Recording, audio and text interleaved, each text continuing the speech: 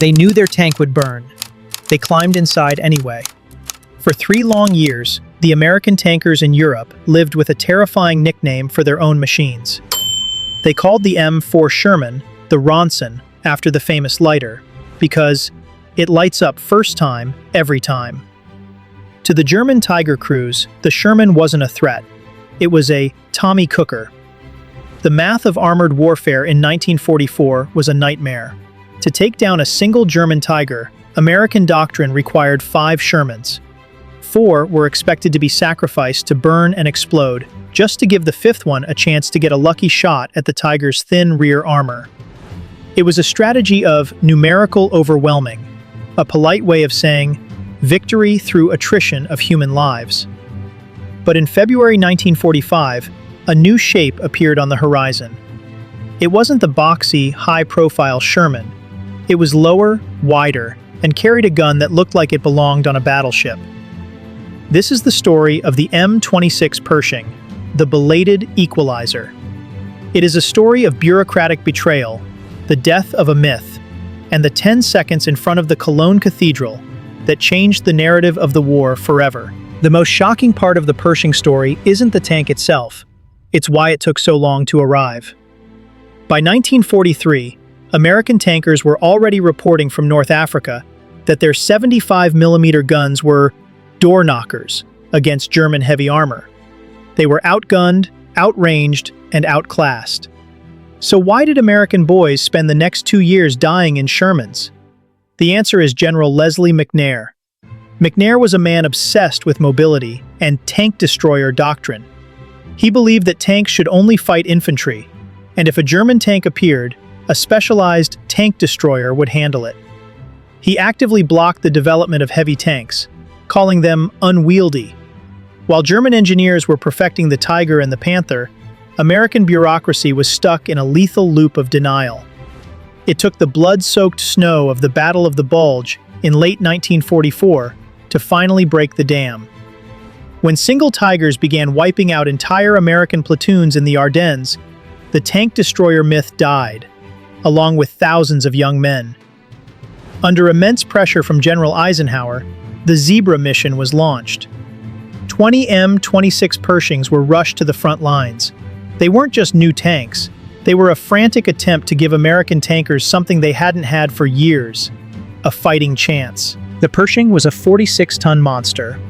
It finally put an American tank in the same weight class as the German Panther. It carried a 90mm gun, a weapon derived from an anti-aircraft cannon that could punch through the invincible frontal armor of a Tiger at 1,000 yards. But for the crews, the most important feature wasn't the gun. It was the wet ammunition storage.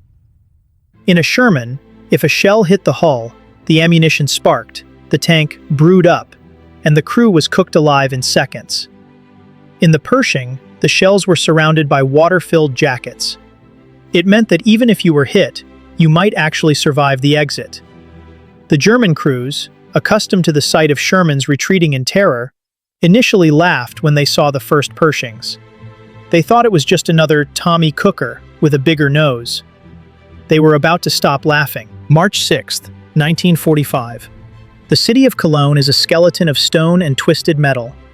The U.S. 3rd Armored Division is pushing toward the Rhine. In the shadow of the massive Cologne Cathedral, a German Panther tank is lying in wait. It has already destroyed 1 Sherman, and its crew is confident. They are the kings of the ruins. Rounding the corner is Pershing number 26, nicknamed Fireball. In the commander's hatch is Sergeant Nicholas Meschlanik. At the gun is Corporal Clarence Smoyer. This was a classic urban knife fight. The Panther crew spotted the Pershing first. They began to traverse their turret. In a Sherman, Smoyer would have had to stop, aim, and pray. But the Pershing had better fire control and a crew that was finished with being prey. Smoyer didn't wait for a perfect shot. He fired on the move. The first 90mm round struck the Panther's turret. 4 seconds later, while the German crew was still reeling from the impact, Smoyer fired again, punching directly into the Panther's hull. The invincible German steel split open. The Panther erupted into a pillar of fire that lit up the cathedral spires. The entire engagement lasted less than 10 seconds. A combat cameraman, Jim Bates, captured the whole sequence on film. For the first time in the war, American troops saw footage of an American tank meeting a German monster face to face and winning decisively. The myth of the Tiger was dead. The laughter in the German pits had been replaced by a cold, sudden fear. The arrival of the Pershing changed the vibe of the front lines. American tankers, who had spent years planning their escape routes before an engagement even started, began to seek out fights. In one engagement, a single Pershing knocked out a Tiger at 900 yards, a range where a Sherman's shell would have just bounced off like a pebble. German radio intercepts began to show a new trend. German commanders were warning their units to avoid direct confrontation with the new heavy American tank. The hunter had become the hunted. The Pershing was far from perfect. Its engine was underpowered, and it struggled in the muddy terrain of the German Spring. But it didn't need to be perfect. It just needed to be enough. It gave the American soldier the psychological foundation of parity. The Pershing went on to prove its worth again 5 years later in Korea, where its 90mm gun made short work of North Korean T-34s. But the true legacy of the M26 is a warning about military arrogance. How many Sherman crews died because General McNair believed a tank destroyer was a better investment than a heavy tank? How much trauma could have been avoided if the Pershing had arrived in Normandy in 1944 instead of Cologne in 1945? The Pershing represents the moment American military bureaucracy finally admitted that courage is not a substitute for capability. You can have the bravest men in the world, but if you send them to a gunfight with a door knocker, you are asking for a massacre.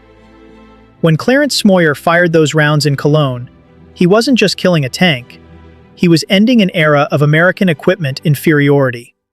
He was proving that the Tommy cookers were a thing of the past.